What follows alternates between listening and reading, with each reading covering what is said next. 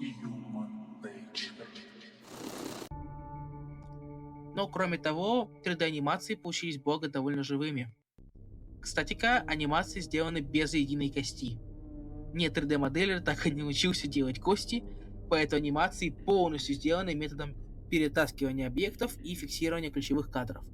С одной стороны, из-за этого анимации, особенно тела, дыхания и прочих жизненных процессов, не связанных с движением, выглядят довольно реалистично.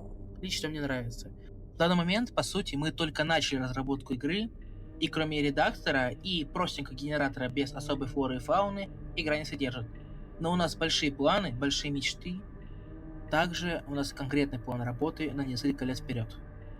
На этом ролик подходит к концу, но это еще далеко не конец. Нам предстоит большой путь разработки нашей игры, а данный ролик был посвящен основным постулатам, идеям и началу разработки.